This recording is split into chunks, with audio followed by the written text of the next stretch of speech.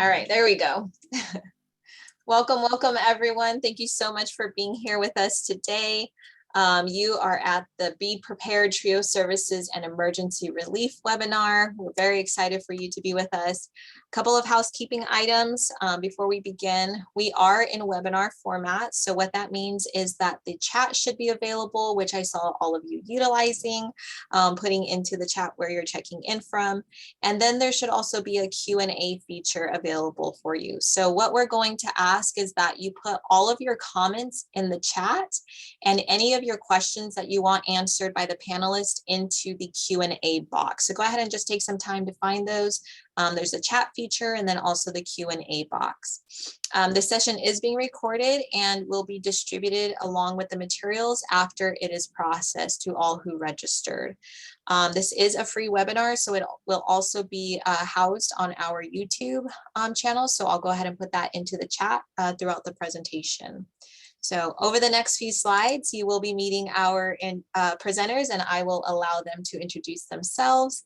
But if you have any questions that are not answered during the webinar, feel free to email myself and I'll put my email in there. Presenters, if you feel comfortable sharing your emails, you can, but if not, they can all filter through me and I'll get the answers to them, okay? So we'll go ahead and begin with our first introductions. Joseph Givens is not able to be with us here today, but Ron Abel, you want to go ahead and introduce yourself? Oh, you're on mute. I should be used to that by now for sure. I am Director Ron Abel, and I'm Director of Upward Bound Programs and Math Science Upward Bound at Southeastern Louisiana University. We have 3 classic Upward Bound and 2 Math Science that all work in tandem together. Thank you. Next, we have Jessica. Hi, everyone. I'm Jess Abrams Strodel, and I am a education specialist for the EOC program through Penn State University in York, Pennsylvania. So I've been doing that for about 4 years, and I'm really thrilled to be here and welcome any questions or comments throughout the presentation. Thanks. Mara. Hola, good afternoon, everybody. My name is Mara Luna, and I am the director of the Upward Bound program at the University of Puerto Rico in Rio Piedras. UPR is the public system here on the island. And I'm very grateful to be here and hope that you learn a little bit. And feel free to ask me questions. I already put my email on the chat box. Thank you. And then Jose, also known as Tony, can't be with us today also, but I'll be filling in for him. My name is Vanessa Ramirez. I'm the Assistant Director here for the Program Professional Development Division at the Council for Opportunity Education. Prior to joining the Council, I was with a talent search program in Chico, California. That's why I'm very envious of that sunshine that's going on in California, but super excited to be over here working with the Council. Just some overview of what we will discuss. So we'll go over the objective of the webinar, the procedures to follow when a natural disaster emergency happens, community partners, establishing an emergency fund for natural disasters and emergencies, the consequences of a natural disaster, and creating leaders in difficult times. We're also very excited to be sharing with all of you the beginning of what is our toolkit.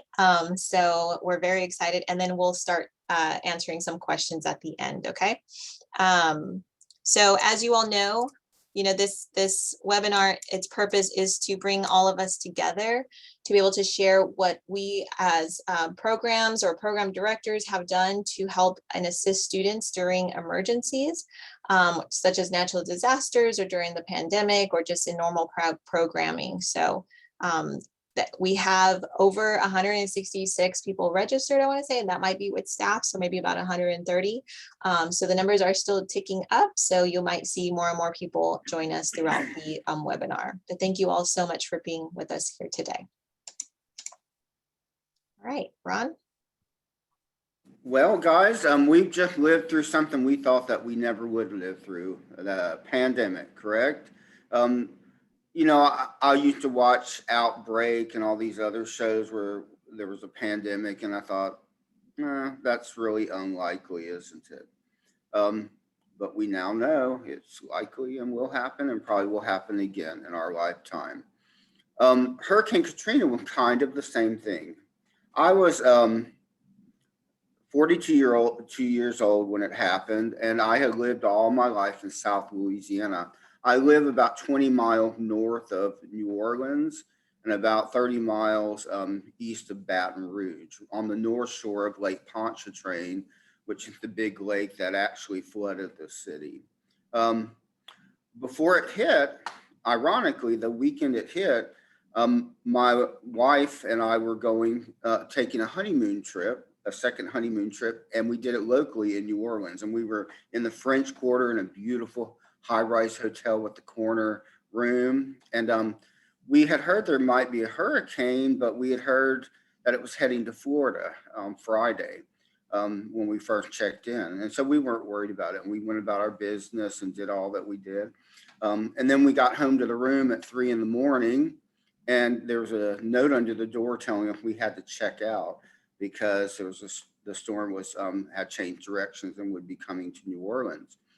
And so we didn't want to give up our dream of a fun time. So the next day we stayed and we started going around places. And then we noticed everybody was putting all their stuff up really high on top shelves. And I asked somebody in the Ogden Museum, it won't flood here. This is high French Quarter area. And they said, if the levee breaks, it will flood. And I didn't believe that. I'm 42-year-old, been here all my life, and I just didn't believe that that was possible. Well, guess what happened? We all know what happened with Hurricane Katrina. And the unthinkable did indeed happen. We have to remember that when we're preparing. We have to prepare for the worst and always hope that it doesn't come. But if you're not prepared, you may end up being like we were in Louisiana. Y'all saw many of you saw the graphic videos of the state of misery that was down here. It was like a third world country for months afterwards. What we did with our Upward Bound programs, initially we couldn't do much. All communication was knocked out. Cell towers were all down. We didn't have power for weeks and cell communication for weeks, and the roads were many of them, at least for the first week, were impassable, and we were not allowed to return to work for about 2 or 3 weeks. It was about 2.5 weeks before we got to go back to work. When we went back, we had taken care of the needs of our own family first, because to be honest, we were victims. Here we were trying to be able to take care of other people, but we were victims also. We had trees down on our houses and no power and all this. But when we returned to our office, we realized the scope and magnitude of what would happen to TRIO programs.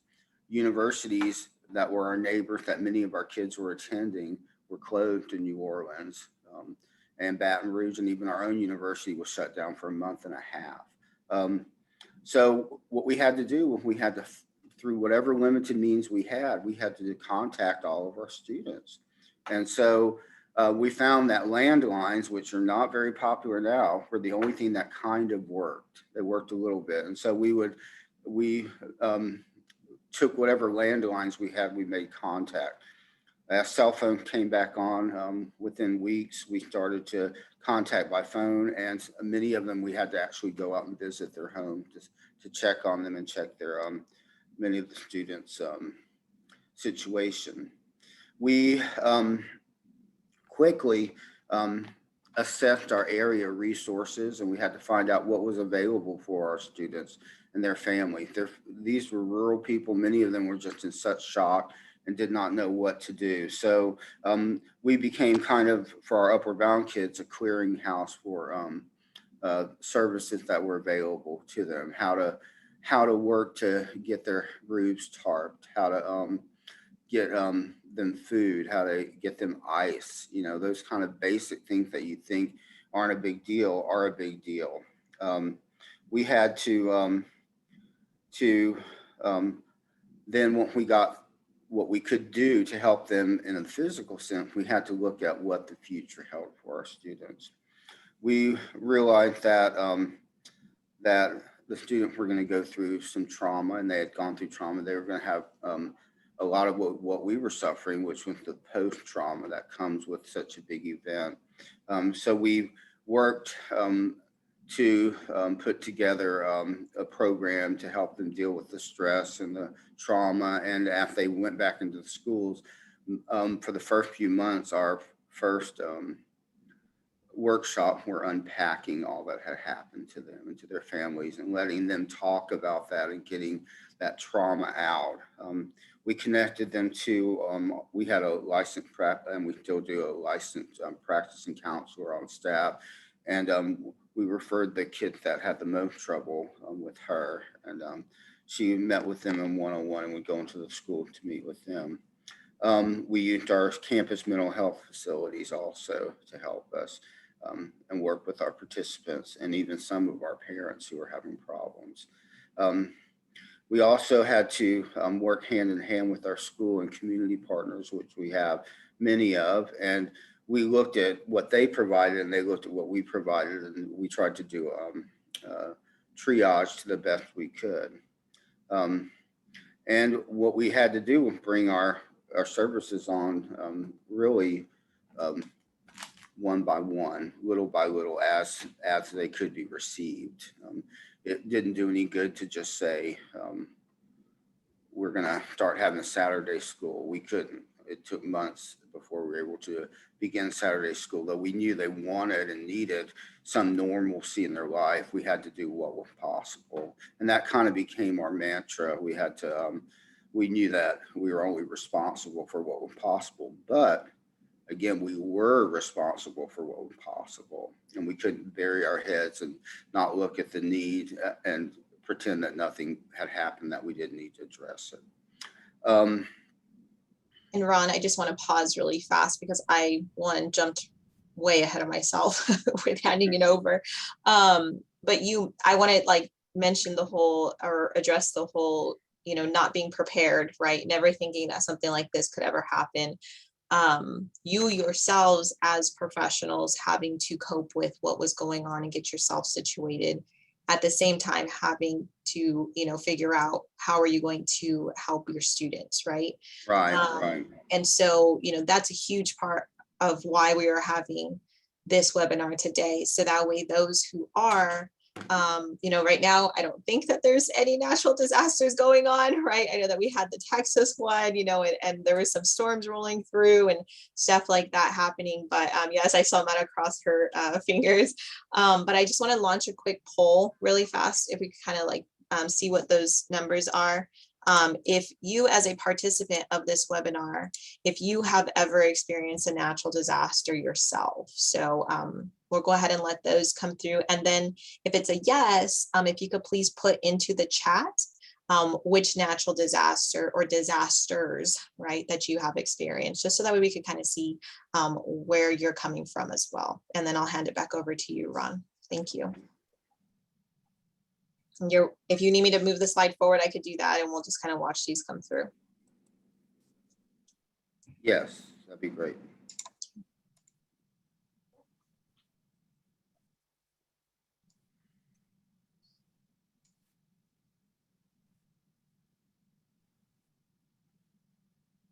All right, we kind of plateaued there at 56 responses, with 55% of the participants watching right now that they have been part of a natural disasters themselves.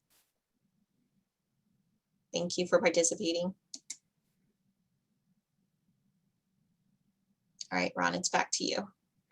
All right, so hearing all that, you can realize that we were really in a state. We didn't know what we were going to do with our students that were in college, that were being displaced from the colleges that they were in. We didn't know what to do with our students who were displaced locally, that were actually the students we served. And then we had a population of students that had moved into our area that had been upward bound students in New Orleans. And we felt some responsibility to them once we started to invite them and let them participate with us also. We just were totally unprepared for the scope of the devastation.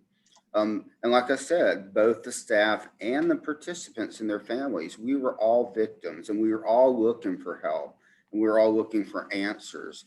And we wanted normalcy quickly, but it was not going to come quickly. we recognized that our contact by traditional means were very difficult, if not impossible in some cases, and that we had to find alternate ways to get to our students. The most important thing that we had was we used to have a 3 deep contact list. After the storm, we had to change that to be a 6 deep contact list. And we require 1 out-of-state contact on our list.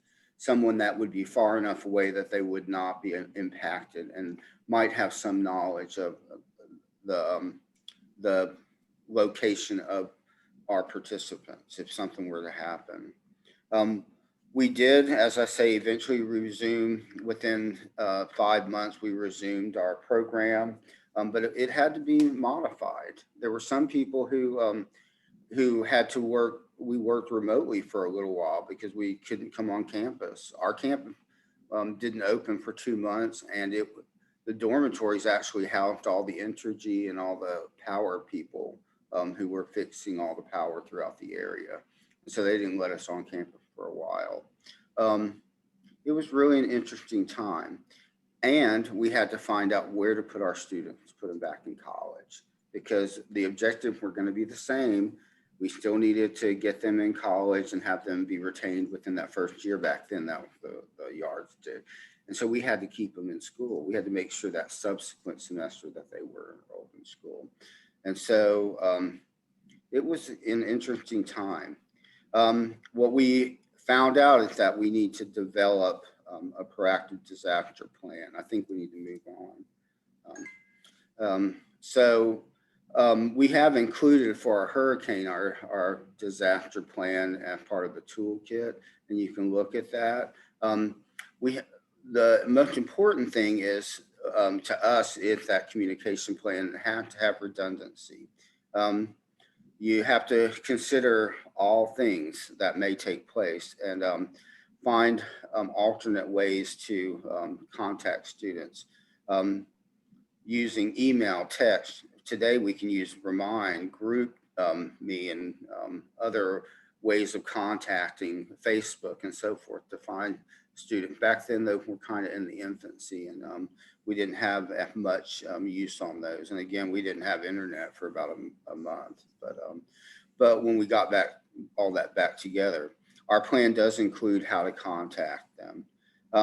We also realized that we couldn't operate in a vacuum, that we needed to develop partnership with emergency operations.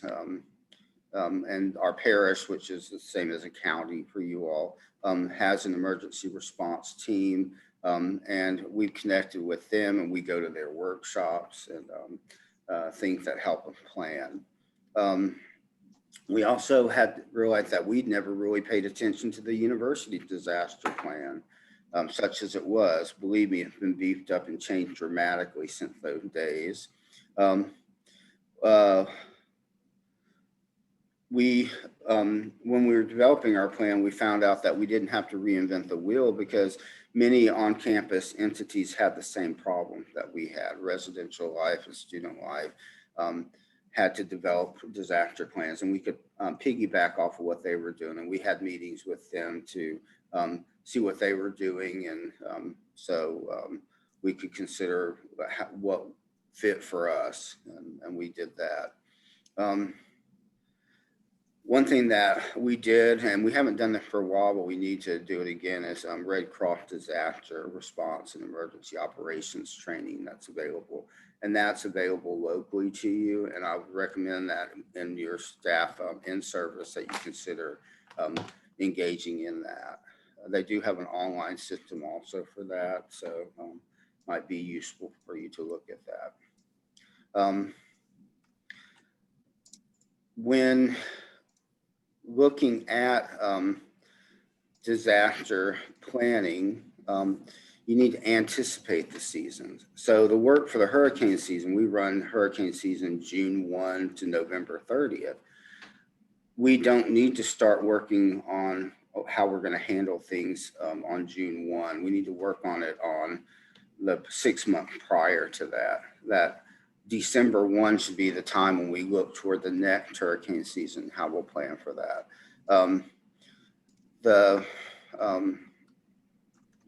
We have to consider the infrastructure that is around us. Our programs, we are considered rural programs, even though we're close to the city. We serve 5 parishes that surround us, and they are rural in nature. And this did indeed truly hamper us with our students, contacting our students and getting things back together. We need to recognize that we're going to have to work in tandem as trio programs. We found out that it was very important that we stick with student support services to find, because they knew, they could find out and knew a lot, and we knew a lot. So together we could get a full picture of what's happening to our in-college students.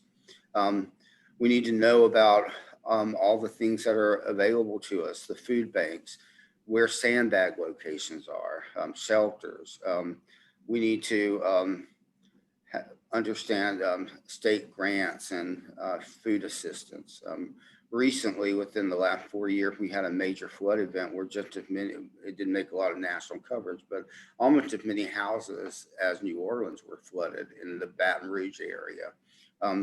And so what we had to do for LASAP, Louisiana Association, was look at how we could get our kids connected to the Louisiana Road Home program and all those kinds of things for their family, because their families just don't know where to look. They're kind of confused and they're shell shocked when these things happen. So we have to look for state grants and food assistance, and we have to understand how FEMA works, and we need to understand how the SNAP program and other federal assistance works. These are all things that we're really good at knowing how our own programs work, but we really need to work to find out how other programs work so that we can utilize those to create a synergy that our students and their family can tap into. And the last thing I would say is we need to consider how inclusion and access affects your response, making sure that we are serving all of our students, and we need to look at those who our students, kind of the federal government and the state government response generally is first come, first served. And there's not a lot of outreach, especially in Louisiana, that says these are the services available. People just have to sift through what's available and hear word of mouth. This is not effective for low-income families. They're the last to hear about it. And when they get there, the scraps are just what's available under the table sometimes. And so I see our role with trio programs and getting them to the full banquet and getting them there first. And if we don't know about those programs, then we really cannot do that. So that's kind of just my little part of our life and our experience. I was cavalier in my approach at the beginning that we wouldn't get hit by a major hurricane. Every hurricane in my lifetime that was big like that had, before it hit the coast, hit the shallow waters and had died down. It wasn't a big deal. Well, Hurricane Katrina proved me differently. In the past year, we were in the eye of the storm 6 times, so we lived through a lot. We didn't get the damage we got with Katrina, but we still had some damage that we had to reckon with, particularly to the west of us. So being prepared lets you sleep better at night. I'm going to tell you that. So put some effort into it. It will be worth it. Trust me. But with God's blessing, you may never use your plan, but better to have it because you may have to use it. Thank you so much, Ron. Next, we'll move over to Jessica. Okay, hi everyone. Thanks again for the opportunity to talk a little bit about this really important topic. I am coming from a little bit of a different perspective than Ron. I'm up here in Pennsylvania, and we have been really fortunate in the sense that we have we don't have hurricanes really, or weather-related type of disasters. So we've been really, really fortunate. And up until COVID, really have not had any of the kind of things you see on the news where we live. So we've been super, super fortunate as far as that goes. But of course, since COVID has hit, it's really made me personally rethink, wow, like I'm so grateful for some of the things we did already have in place in our community to really help the students. And I'm an EOC person, so I work with adults and younger people, but primarily adults. And I was just really grateful for specifically what I'm going to talk about now, which is a networking resource group that I had kind of put together before COVID ever hit. In fact, I had started it back in 2017, but it certainly proved to be such an important resource for so many of us in the York community. So I'm just going to talk a little bit about that today, and the benefit of having community partnerships. And then again, specifically the group that I had started that really kind of caters to partnerships that I would suggest to anybody to consider creating if you don't already have something like this in your community. When it comes to community partnerships, this is just some research that I wanted to throw out there that talks about why community partnerships are so valuable between, nonprofit organizations, schools, government agencies, healthcare facilities, any of those organizations that are going to be servicing the community. If you can form partnerships with them, specifically in a centralized kind of organization, which is what we've done in York, it's super, super helpful. Here we just talk about that. The research again shows that raising the visibility of local issues and programs while encouraging participants and commitment from individuals and organizations. So it kind of raises the visibility because you're communicating with one another, one another, you're trusting one another already as far as the partnerships that you've already have established. You help participants set priorities for sharing resources. We have definitely seen that in COVID. As far as housing issues, people have struggled with food. Oh my gosh, that's been a huge thing. Allowing during our meetings for our group, which again, I'm going to get into that in a second, knowing what is available and what resources agencies need and things like that, struggles within the community as well. We've been able to really discuss that, unleashing new talents and resources to address old and new problems. Again, pulling all of our resources together, figuring out the strengths and the areas of challenge, having new resources to make better use of existing resources, and then improving results. And this one is talking about especially for schools. And I thought that was relevant because obviously we are all working with students. So we can go on to the next slide. So the reason we're talking about community partnerships specifically for my experience that I want to share with everyone is that I created an organization called the York County Council of Human Service Agencies. I created it back in 2017.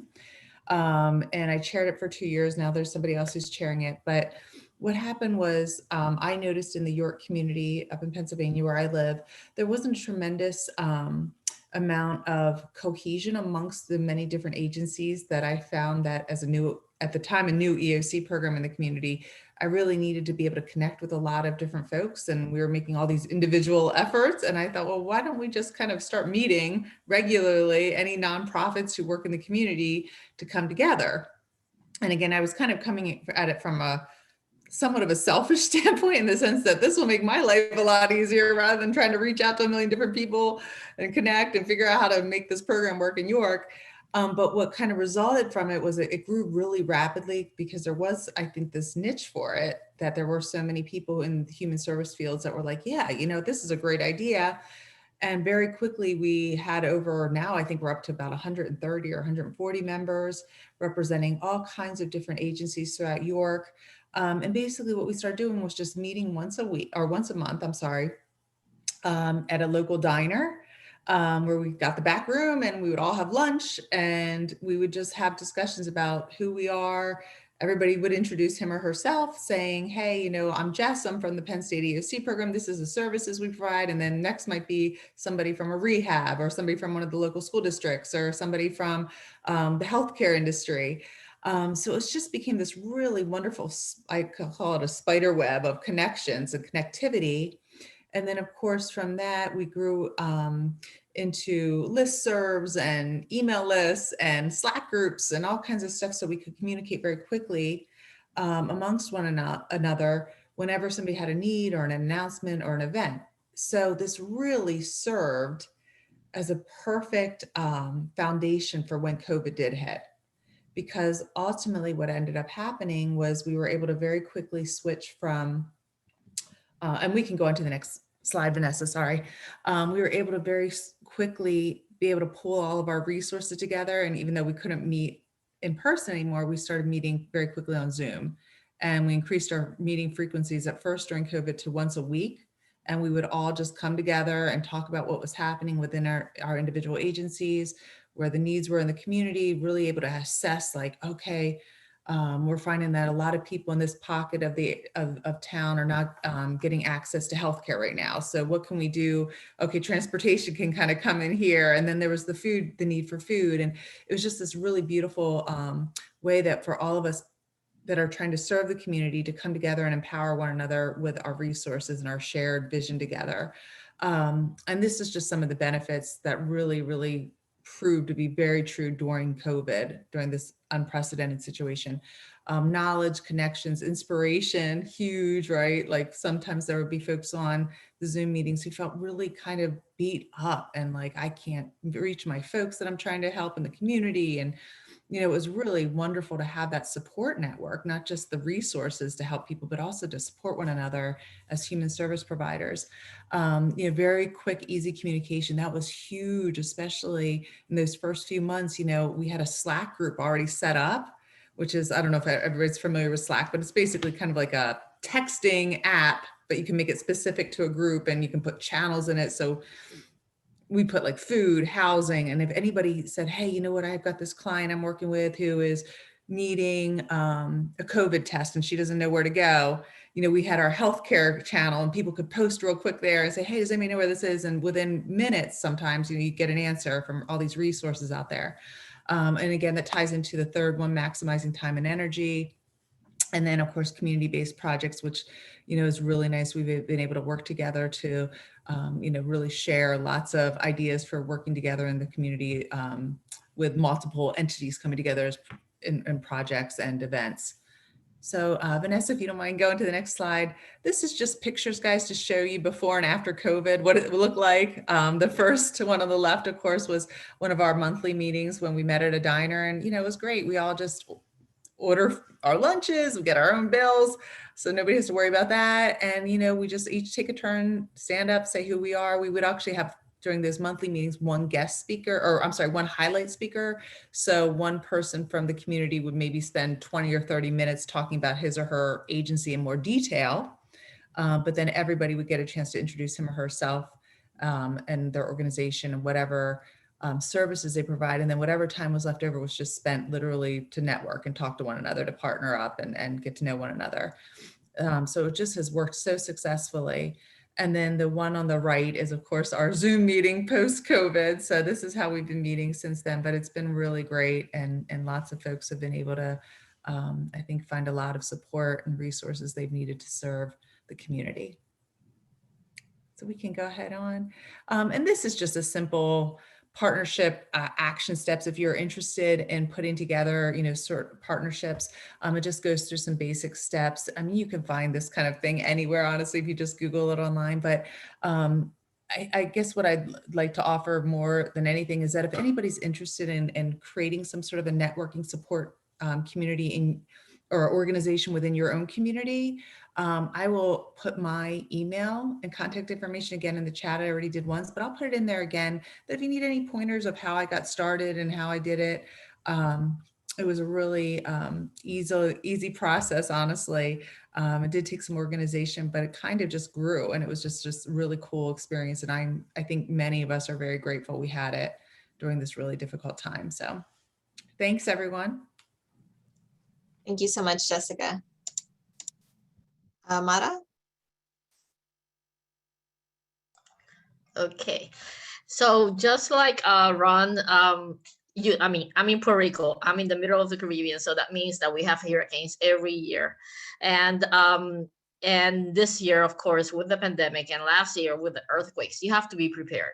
And I'm going to talk a little bit later on about Maria and the earthquakes in particular, but it's important to be prepared. And what you have to do, you have to establish some kind of fund, some kind of help, something that people can know that it's there. When I was president of our regional association, which is the Caribbean Association, also known as CAP, we have established, and this is something that is on an annual basis on our budget, we establish a fund for emergencies. Because it's not only about natural disasters, but emergencies such as cancer, such as a fire, house fire, everything. So as part of our budget, we have allocated funds to help both students and staff in case they need it. We usually set apart between $500 and $1,000 per person, depending on the situation. They have to apply. It's a small form that we have already prepared, and they explain the situation and everything. And then we have a ad hoc emergency funds committee that will look into the petition and then decide if it's a war or not. So, for example, after the earthquakes that we have in 2020, we established a PayPal account, and some of our TRIO colleagues across the nation, they donated money to this through PayPal. And then with that money that we had, plus the one, we also separate a special amount out of, in addition to our annual budget. And we then decided that depending on the situation, we gave close to 10 people between students and staff $1,000 help. So that helps because they lost, there are a lot of people here who completely lost their houses due to the earthquakes. And as I said, we're going to talk about that a little bit later on.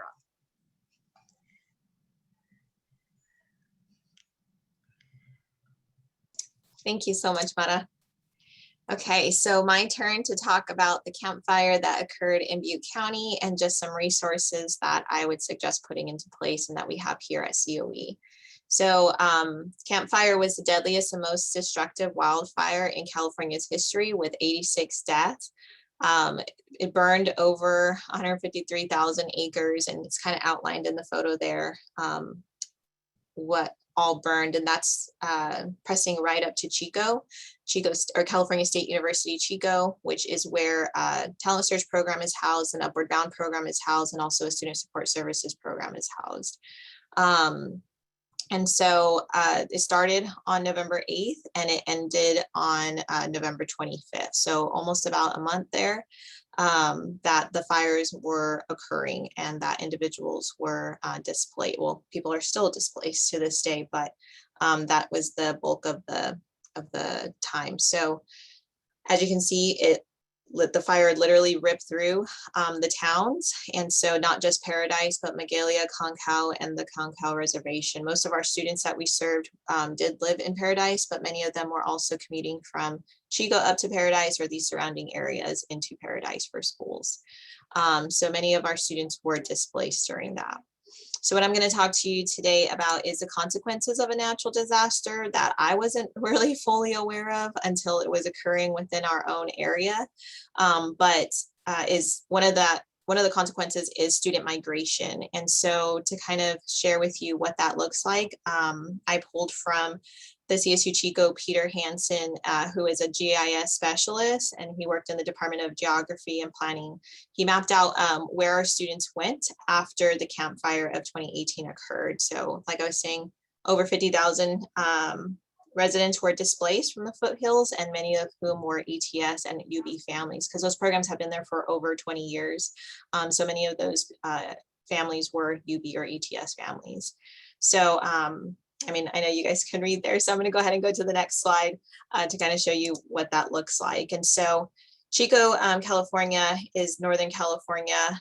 You see it kind of big, and then you can see where all of our students from CSU Chico, where they went and the families. So kind of shows you that the migration doesn't just occur on one side, it spills over into all of your programs on the East Coast as well, Central, and so on.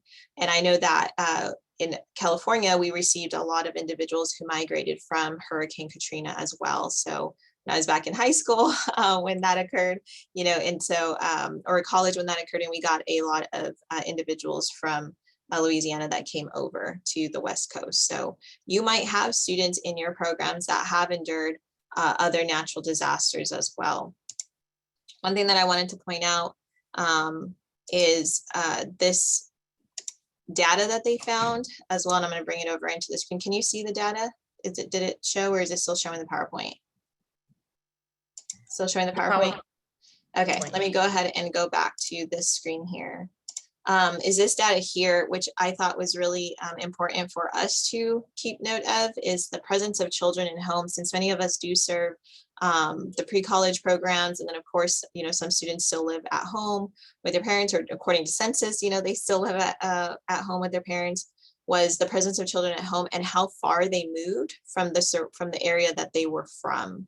And so as you can see, the blue and the gray are they moved within the 30 miles or beyond the 30 miles, which usually means that they're now possibly going to be served by different schools, which may or may not be your target schools, or a different you know, state entirely.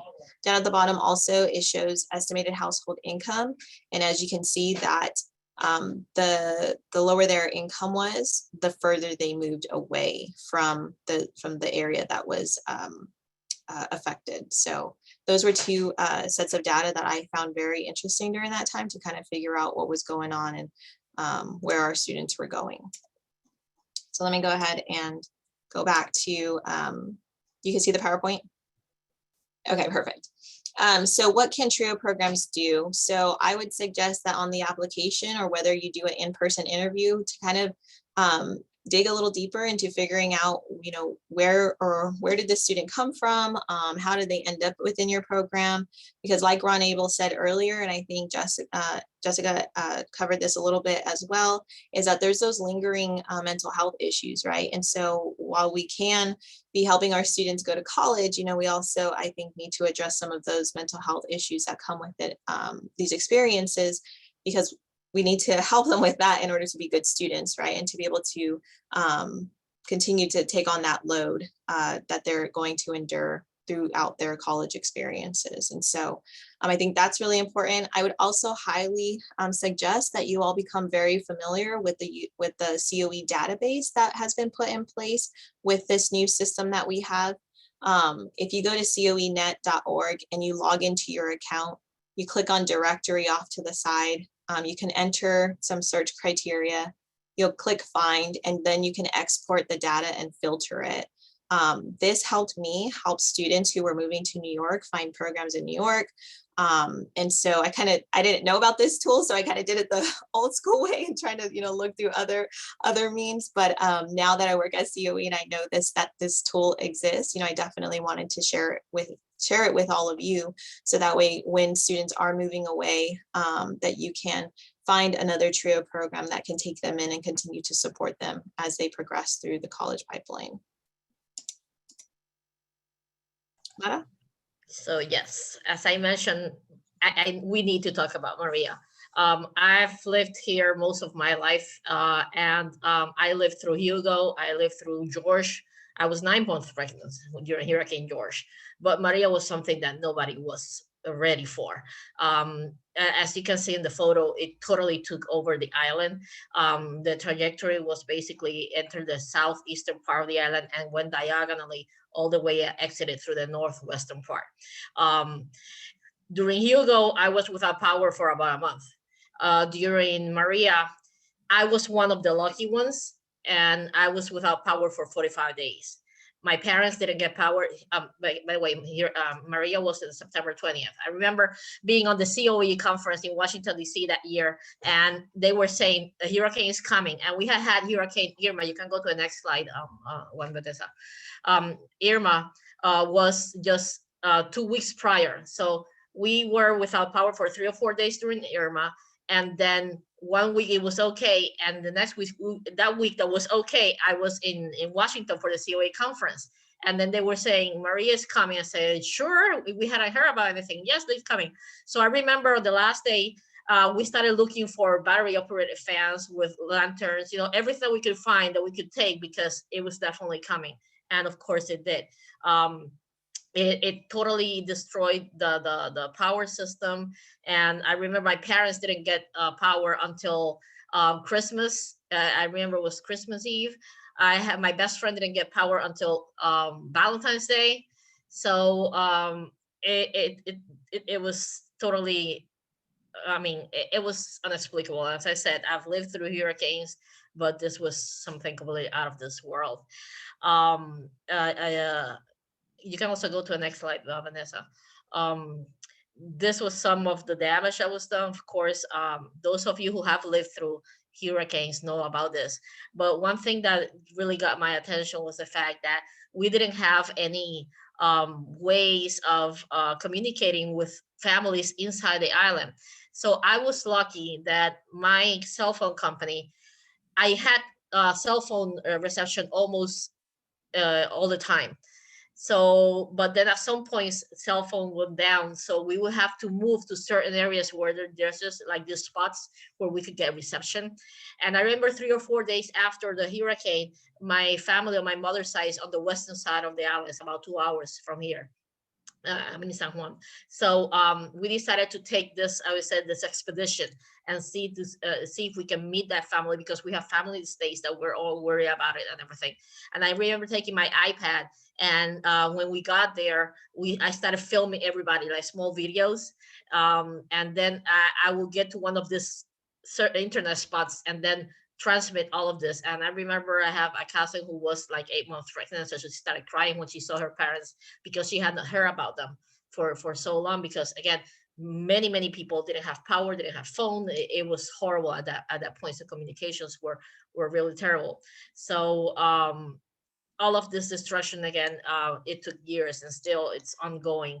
People are still suffering from the consequences of Maria.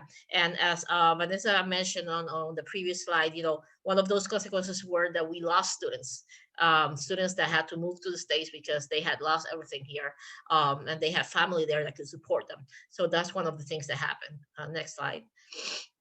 Oh no, before, yeah, okay. So Maria was in 2017. Irma Maria was in 2017, and then less than 2 years later, we started receiving the earthquakes. The earthquake area was in the southern part of the Puerto Rico, but the one, by the way, January 6th is a national holiday here. It's Three Kings Day, Epiphany. So people were sort of celebrating when the first big earthquake came of the 5.41, and then we had the really big one. And I remember it was 4:15 in the morning, and I lived on a 2-story house, and my bed was shaking back and forth, and I couldn't sleep for a whole hours. And when I was finally asleep at 7 o'clock in the morning, another one hit like close to 6.0. So and this was a fault that is on the southern part of the island that still today is still shaking. Sometimes you feel them. We had one like 5 point something just a couple of weeks ago. But people have to live with it, right? So what did we do? Got the next slide. That's the affected area, but you see where it is, and we felt it over here in San Juan, the 6.41. So imagine, again, Puerto Rico is 100 miles, 110 miles wide, 38 miles north to south. So that's why it is felt throughout the whole island. Next slide.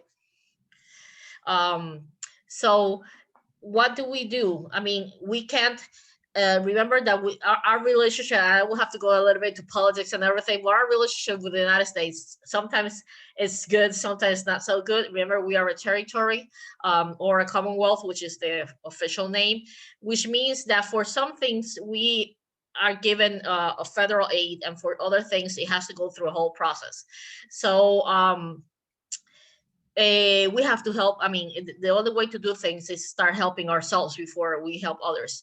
I was lucky that after a month or so after Maria, my brother lives in Florida, so I found a friend who helped me get on a plane out of Puerto Rico, and I went to visit my brother. And I remember I went to Dollar Tree, Five Below, these stores to buy batteries, flashlights, basic stuff that you see every single day and you don't think that you're gonna need.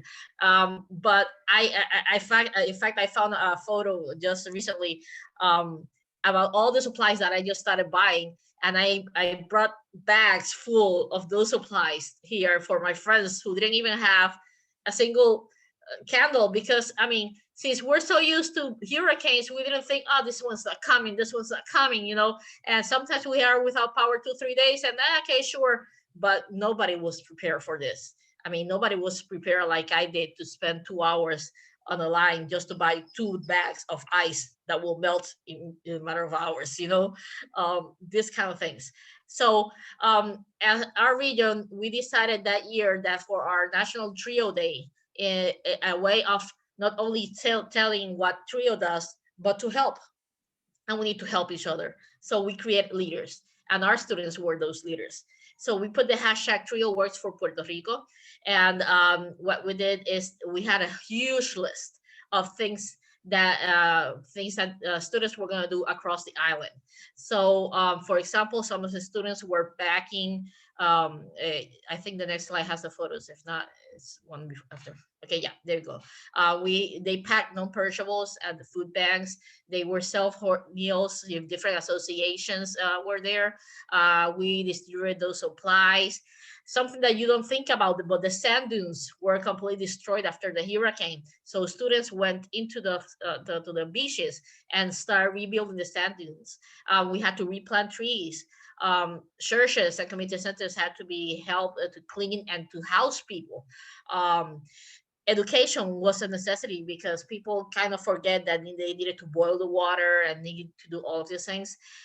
Children, they don't know what's going on, or at least we try to make them feel that nothing is going on. So we had students go and play with children, tell them stories, you know, do basic stuff with them. And of course, when National Trio Day came, and a little bit later on, we started talking to our legislators, our senators, etc., to help them understand what Trio does, that we serve low-income communities, and how they can help us for the future. And I think the other photo, the slide is the photos of the different activities. Yeah, so you have on the top left corner, you know, the kids. The second one just right underneath those, that's the kids from my program at the food bank. Of course, the ones doing the sand dunes. Under the sand dunes photo, you have that's the Capitol building here in Puerto Rico, replanting the trees and just providing supplies to people across the island. So again, it takes a village, and it definitely takes a village, because we started helping each other. So we had to team with other groups, even the community groups, churches, government, whoever we could find, whoever we needed, we found that was able to help. We talk to them when we tell them, we need this, how can you help? And we helped each other. So in our case in particular, we were able to get to university probably about a month or so, 5 or 6 weeks after the hurricane. So we made like a sheet, like a information sheet that I think is going to be shared with you later on, in which we asked for basic information, like, are you okay? You know, is your house destroyed? Did you lose any? Do you have food? Do you have clothing? What about communication? Okay, so we tried to contact students. Some had phones, some had friends, neighbors, teachers, you know, whichever. Have you heard about this kid? Okay, yeah, so give me the info. And we went, our university is close to the schools we serve, so we moved into the schools or near the houses. One thing that a lesson learned was that we needed to have this information on a drive, or have copies of the directories or something, because at one point we didn't have that basic communication. So we started working with a paper copy that we had of a student directory, and then from there on we started building and rebuilding, and then finding all of this information. Of course, we have to, in our questionnaire, we asked about how are you mentally. We asked about if they were planning, the family was planning to go to the States, or move somewhere else. And then as once we had this information, then the donations that we received, then we started giving those donations to the students that needed them. Awesome. Thank you so much, Mara. You like brought up so many things that were occurring during the campfire situation. And in the chat, Denise said that we should organize within to gather around and serve programs and disasters. Our students would love to help. And I think that that is 100% true. I think especially during disastrous times, whatever it may be, I think that when we can gather as a community and kind of, you know, do good for the better good, you know, I think that it kind of, you know, fulfills our heart in different ways. Of course, you know, you still go home and you cry and, you know, you wonder why and all that good stuff. But during that but time, it makes them feel helpful, you know, that even if they're suffering, just like Ron said, we were also, you know, victims because we were having our own situations, and the students themselves, they were suffering, but they felt helpful that they could help others, you know, and make it and see a smile on the kids' faces. And even older people, some of them went to you know, elderly homes, you know, and listen and just talk, and it made them have a purpose. Funny story, I forgot to mention, I had a rise in my program of students that wanted to come to the program because we opened before the schools did. So I had a whole bunch of students who wanted to come to the program because they needed to have that face-to-face connection, which is what's happening here now with the pandemic. I mean, we're having small, you know, in-person activities, and just the fact to have that human connection. So it was funny how we had a huge spike in students right after Maria, because they felt they needed not only the connection, but they needed to study. Says, I'm not doing anything in school. It's not like now that we have the virtual classes, but right after the hurricane, that wasn't in place. I mean, that wasn't even an option because the internet was horrible. So they just needed to learn. They say, I'm feeling like I'm bored.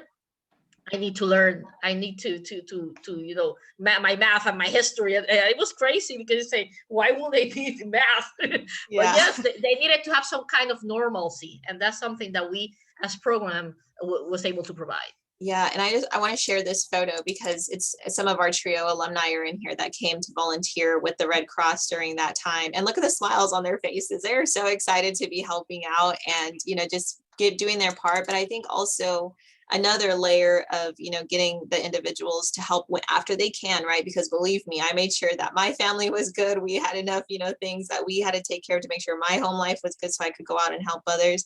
But, you know, I think that also, as, you know, putting it out there that, hey, this is where I'm volunteering, or this is what we have organized.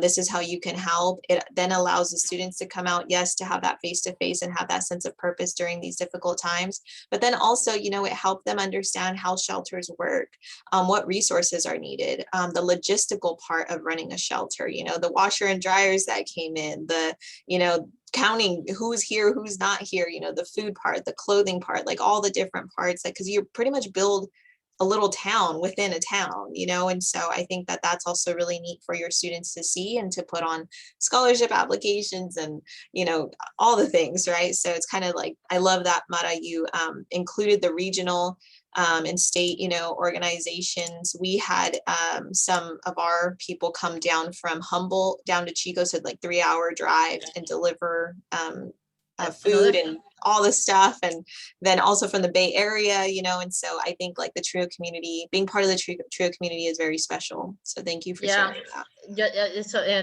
Dennis mentioned on the chat something about we gather around, and I forgot also, I mean, there's so many stories after, I mean, I could be here for hours, but I remember we have a broader program at the Salem State University, that every year we do exchange programs. I mean, we haven't been able to do them in the past couple of years, but right after the hurricane, they did a small activity called Pennies for Puerto Rico. And then everybody would put, you know, like in a piggy bank, they will put pennies, and they got like $100. And then they sent them to us. And I gave them to a family in which we had 3 students that were part of the same family that were part of our program. And we gave them as a donation from our brother program from Salem State over there in Massachusetts. So definitely there's so many other ways that we can help, and just something as simple as $100, but you know, for that family of 3, that will be a couple of meals, you know? So keep that in mind. Yeah. So Nothing is sorry, in the chat, I put the toolkit. Do you want to go over the toolkit and then we'll open it up to questions? And then I know Ron Abel, you wanted to share some things. Yeah, I put both the Spanish and the English version, because of course, I mean, I did the Spanish for us and then I translated for purposes of this webinar, in which we just basic information. That was what we need, what we called every student and asked them, you know, what things are going on. Do you think that the program can help you? When do you think you can come back to the program? You know, any damages in the house, and also you see the one about consider leaving the country. And it was very simple, but at least it gave us an idea of what we needed to look for in the students. And I put it in the Word format so that, you know, if you need to edit it, you can do it. Thank you. And also, I forgot to mention the part that Tony brought to the table was the making sure that you have the resources and the languages of your students and their students' families. So it's very important to also have. And then Ron Abel. Yeah, I just wanted to mention our hurricane preparedness thing, and I think it's transferable, some of the lessons we learned and some of the things that are in this, to whatever natural disaster you may face, tornadoes or flooding or so forth. So it is too also, as Amara did, editable, and you can change it to suit your needs, but it'll at least give you a little template of what we have utilized. Now this for us is a living document and it changes as we learn new lessons. And we have a COVID plan now. We're certainly, we've had the phase 1 COVID plan, phase 2 COVID plan, and now we're developing phase 3 COVID plan because in Louisiana, they're allowing us to go back to residential facilities for the summer, but we have lots of planning that goes into that.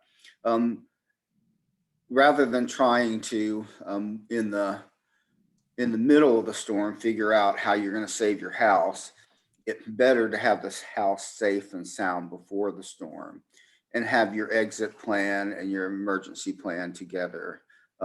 Another point I wanted to make is in New Orleans, for example, you all saw how long that took before anybody can even return.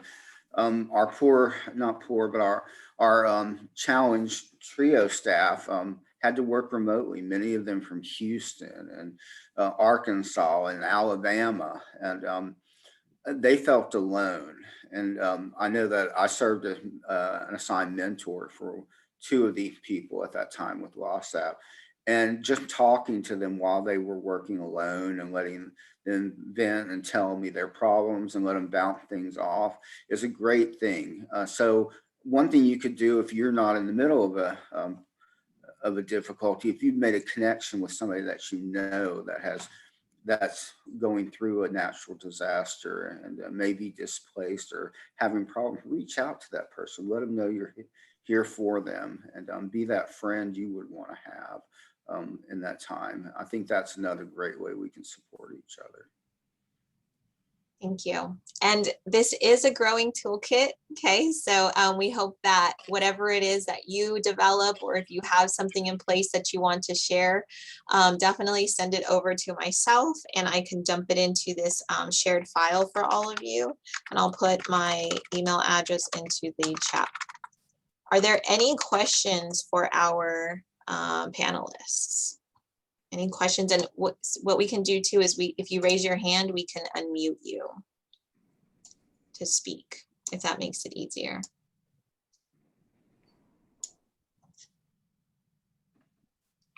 And panelists, while they are working on getting some questions in there, is there anything else that you wanted to share? Trio people are resilient, you know. We don't, just by the nature of our jobs, we don't trod the well-worn path that faculty do and a lot of the staff on campus. We always have to deviate, dodge, pivot, and find a way to hold that door open for our students and get our student services. we are uniquely equipped because of our flexibility and ability to adapt to help greatly in times of struggle. So don't underestimate your power to make a difference to your students and to your families. I think that's just a great thing that we have in TRIO. And I think it's what has held me in here 30 years in the type of work and have made it my passion, is that we do make a big difference and we are equipped to do so. Thank you. It looks like Anna raised her hand, so I'm going to allow Anna to talk. Hi, your resilience is, can you hear me first, I guess? Yes. Yes. Your resilience is inspiring.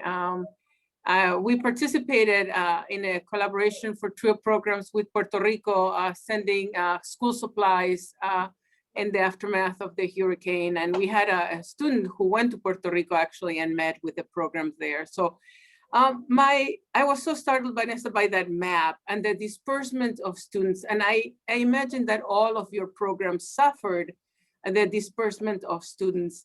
So what did that mean for your programs? How have you been able to connect with those students that were your students? I mean, that is just blowing my mind right now to think about even APR, which, right now it doesn't seem important in the context of life-saving and all of that, but how do you even do something like that?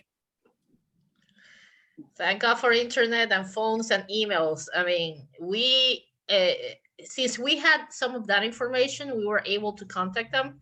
And in fact, it's funny, now with COVID, I had 2 students that moved to the States after Maria, and they're still receiving our services now, like counseling and everything, because they feel more comfortable with us here. And we do this since everything's done virtually. They are actually receiving our services. But right after Maria, it was just a matter of phone calls. And if you didn't have a phone call, maybe you have somebody who had a phone of somebody else, and it was a relay information until we finally got a hold of them. And we still report them on the APR. So yes, it's something to keep in mind, but it's just a matter of having those connections and knowing where to look, even if it's a neighbor, if it's the church. Sometimes even churches, they have these directories and they help us, even if they're very tight church groups. So that's definitely something to look into. Ron, you were gonna say? Yeah, I was going to say also, you have a great tool in your membership with the Council for Opportunity and Education, because once they are aware of what your needs are, then they can advocate with Department of Ed to make adjustments to what's required, what's possible, because Department of Ed doesn't want you to fail, but they are looking at a lot of stuff and they don't catch the sparrow when it falls. But COE does, and they will intervene. Maureen and her team will intervene. New Orleans basically got to have a mulligan year, basically, and we did too for that year, because we were not able to serve in the way that we normally would have served. Repercussion from that were years after. We because of the dislocation of students sat out for a semester or 2, and back in that day, remember, it was, did you retain them from the first year to the second year? And that was your retention and graduation thing. That's how it was done back then. And it was hard for Project to make that, but there were adjustments that were made because the council advocated for us so that we could get our prior experience points. So don't forget the power of being a member. Yes, and I'm just gonna follow you, Ron, a little bit. Yeah, I was gonna follow that too. Yeah, is that I cannot stress enough how important it is for all of you who are going through it to reach out to us, and so that way we have documentation. Because I can say, oh my goodness, Puerto Rico, there's no way that they can, complete this, right? But Vanessa's sitting in Washington, D.C. And so we need Mara to contact us and say, Vanessa, please contact the Department of Education and let them know that we cannot do this. And that, you have people who are saying the same thing, because the more that we hear it, the, we'll be able to then make a case and take it to them. But if it's just because Vanessa said, what does Vanessa know, right? And so, so we It's definitely. true, because that was one of the things that happened after Maria. We, all the Brown programs in Puerto Rico, contacted COE. COE contacted the Department of Ed, and our summer, instead of 6 weeks, it was 5 weeks that year. The year of the earthquakes, 2020, our APR was due on a certain day, and all the programs in Puerto Rico had an extra 2 or 3 weeks to get the APR because of this, communication.